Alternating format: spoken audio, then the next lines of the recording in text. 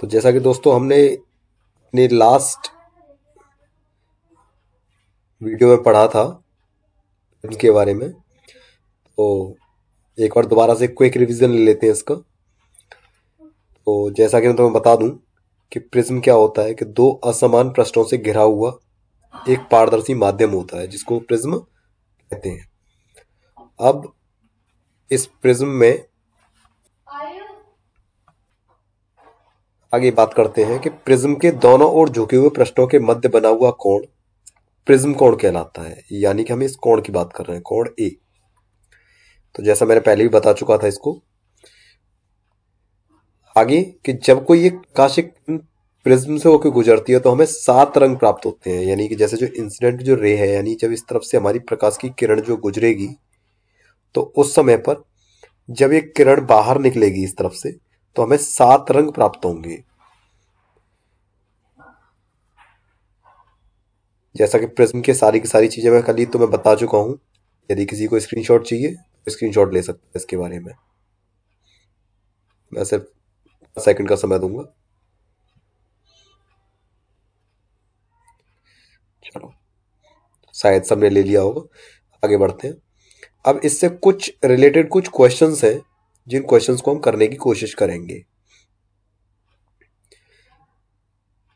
सबसे पहला क्वेश्चन आता है कि एक प्रिज्म, क्वेश्चन है हमारा कि एक प्रिज्म है जिसका एक कोण जो है हमारा ए दे रखा है और इसका पदार्थ का अपवर्तनांक जो है वो है हमारा कोसेक a/2 है। तो न्यूनतम विचलन कोण का मान ज्ञात करो, यानी न्यूनतम विचलन कोण क्या होता है हमारा, डेल एम। डेल एम बराबर क्या होगा। सभी को 2 मिनट का समय दे रहा हूं मैं, 2 मिनट में एक बार सॉल्व करेंगे, उसके बाद फिर इसको हम आगे स्टार्ट करेंगे। देखते हैं कौन कौन कर लेता है। जो भी क्वेश्चंस को कर लेते हैं वो अपना चैट बॉक्स में मैसेज का आंसर लिख भेज देंगे। बाकी इसको स्टार्ट करते हैं एक बार। तो स्टार्ट करते हैं। यहां पर सबसे पहली चीज हमें जो क्वेश्चन में दे रखा है अपवर्तनांक, अपवर्तनांक को हम लिखते हैं एन से। तो यानी हमें एन जो दे रखा है वो दे रखा है हमें कोसेक a/2। और प्रिज्म है तो प्रिज्म के लिए जो हमारा फॉर्मूला होता है n इज इक्वल्स टू, मैंने कल बताया था क्या होता है, साइन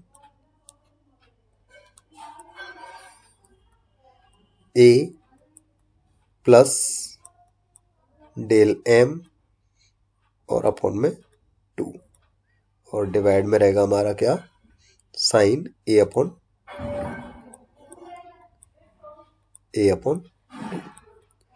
तो अब यहां से जो जो चीजें हमें पता है पहले वो लिख लेते हैं।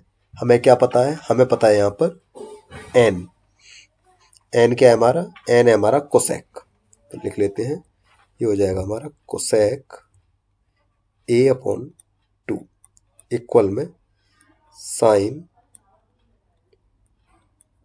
a plus del m upon 2 divide में साइन a/2।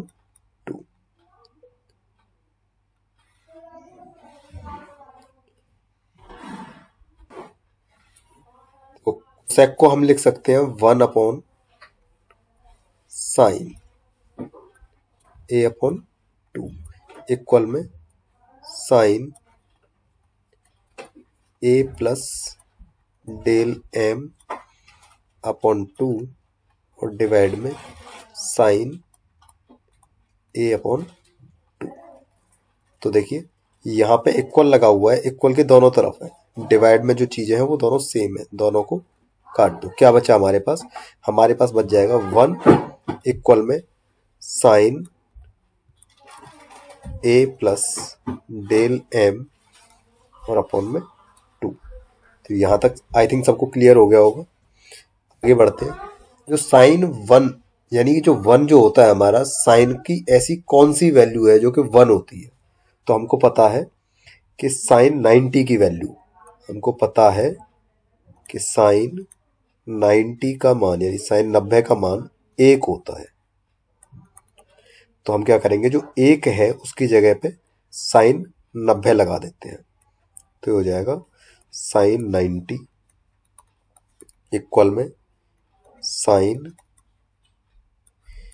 ए प्लस डेल एम अपॉन में 2।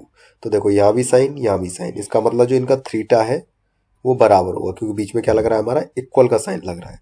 इट मीन्स यहाँ से हो जाएगा A plus del m upon 2 equals to 90। Upon में 1 लगाओ, क्रॉस मल्टीप्लाई करते हैं, तो यहाँ से हो जाएगा A plus del m equal to 90 into 2। तो यानी यहाँ से हो गया हमारा ए प्लस डेल एम बराबर में 180। तो डेल एम का क्या मान हो जाएगा, ए को हम उधर भेज देंगे तो ये जाएगा 180 माइनस के ए। तो ये हमारा क्या आ जाएगा, न्यूनतम जो कोण है उसका मान निकल के आ जाएगा। हम देखते हैं अपना नेक्स्ट क्वेश्चन। नेक्स्ट क्वेश्चन कहता है, सेम है, थोड़ा सा डिफरेंस है। किसी प्रिज्म का अपवर्तन कोण ए है और अपवर्तनांक कॉट ए अपॉन 2 है, तो न्यूनतम विचलन कोण का मान ज्ञात कीजिए। सेम क्वेश्चन है, तो एक बार करके देखो। 1 मिनट का समय ले रहे हैं, स्टार्ट करते हैं। इस क्वेश्चन को भी सॉल्व करना है एक बार। इसमें सबसे पहले तो हम देख लेते हैं कि हमें दे क्या रखा है, ठीक है ना। तो हमको क्या दे रखा है, सबसे पहले अपवर्तनांक, और जैसा कि अभी थोड़ी देर पहले मैंने बताया था कि अपवर्तनांक को हम किससे लिखते हैं, एन से। तो एन इज इक्वल्स टू दे रखा है हमको कॉट ए अपॉन 2।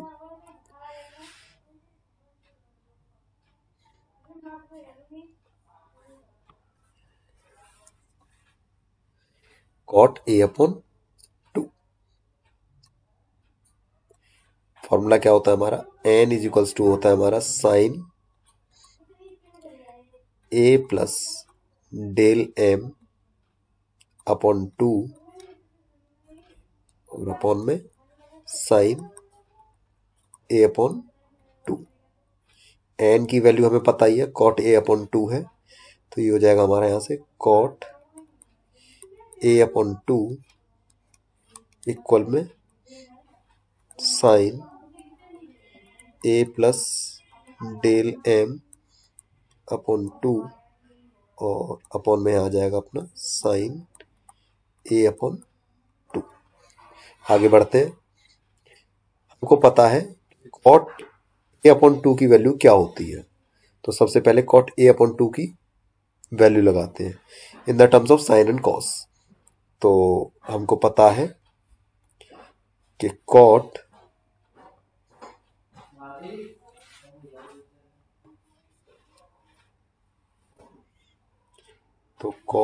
ए का जो मान होता है वो होता है हमारा कॉस ए अपॉन में साइन ए।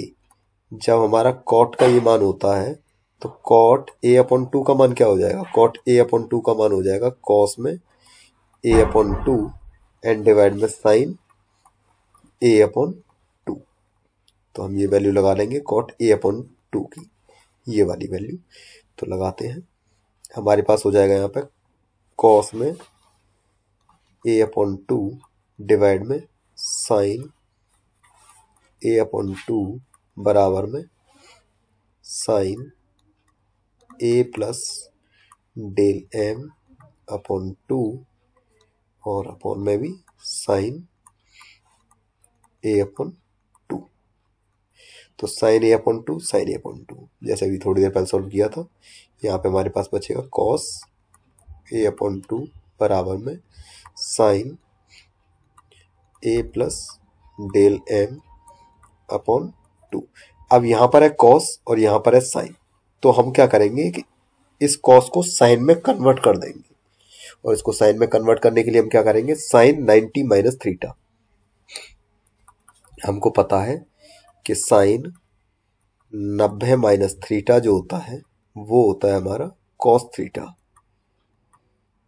तो अगर मैं थीटा को, यदि मैं थीटा को ए अपॉन 2 मान लेता हूं, माना कि थीटा जो है वो है ए अपॉन 2, तो यहां से क्या हो जाएगा कि कॉस ए अपॉन 2 बराबर हो जाएगा साइन में 90 माइनस के ए अपॉन टू।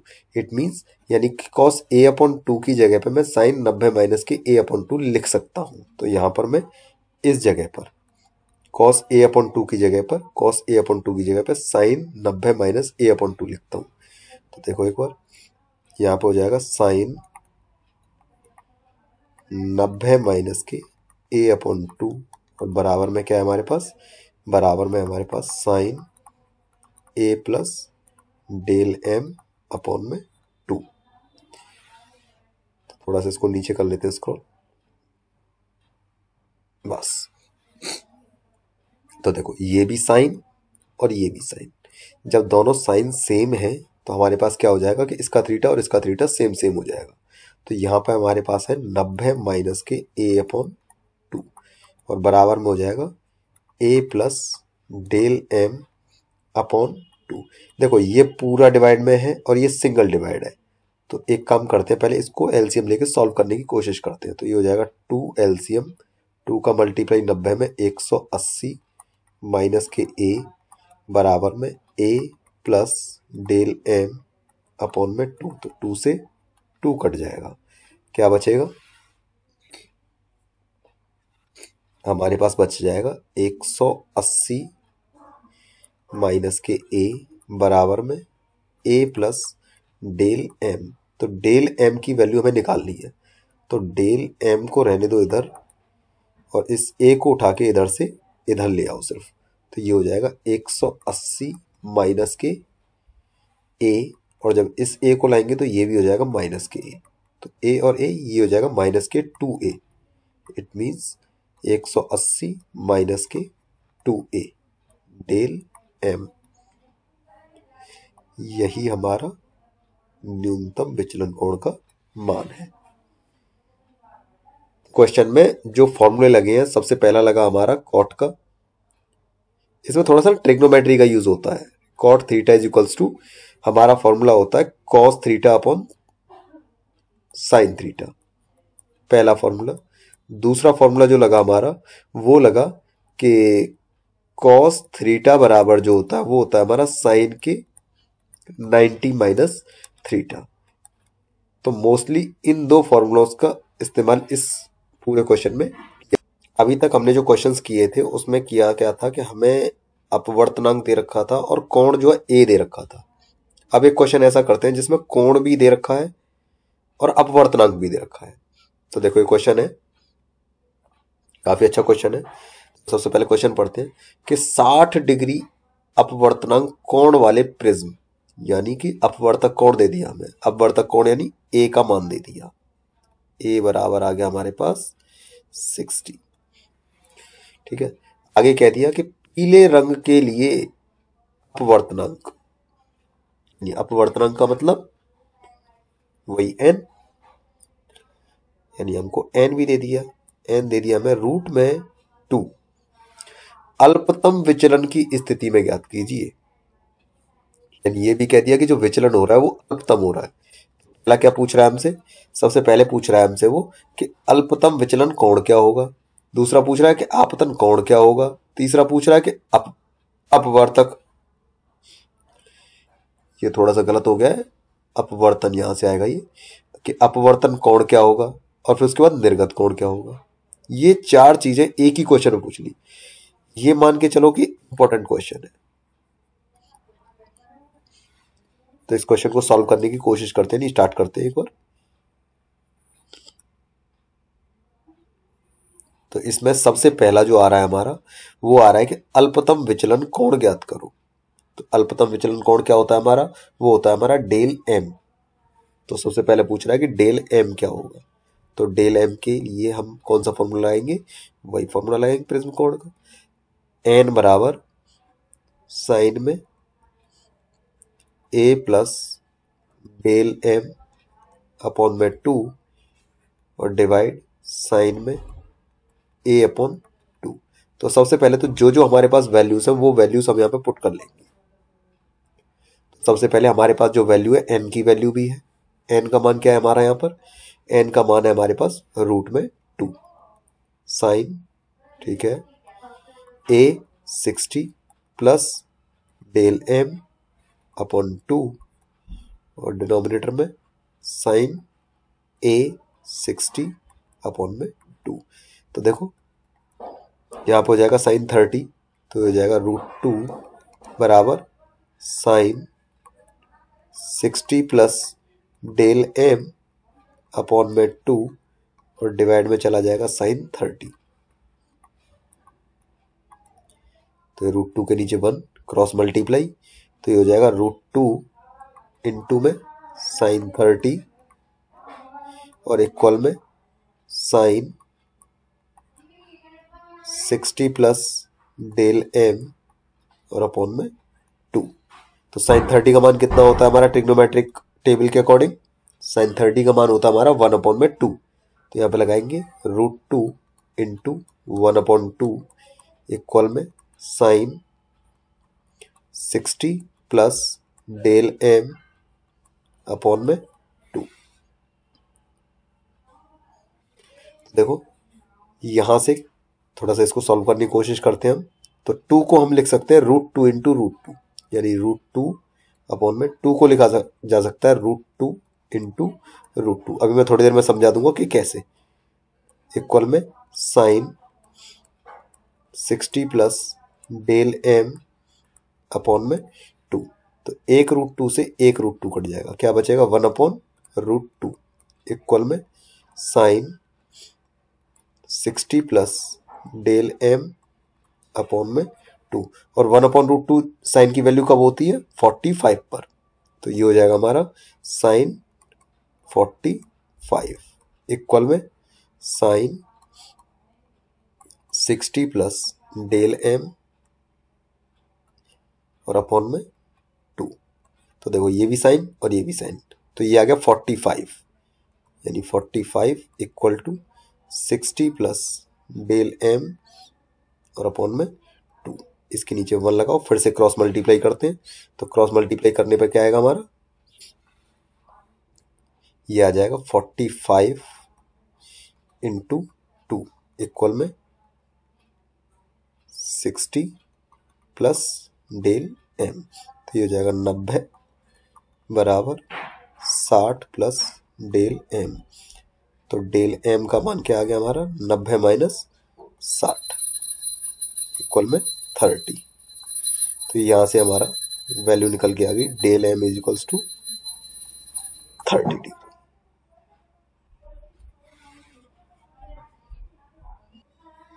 तो आगे बढ़ते हैं, अब इसका सेकंड पार्ट देखते हैं। सेकंड पार्ट में कह रहा है कि आपतन कोण ज्ञात कीजिए। तो आपतन कोण जो होता है वो हमारा आई होता है, ये मैंने कल ही बताया था।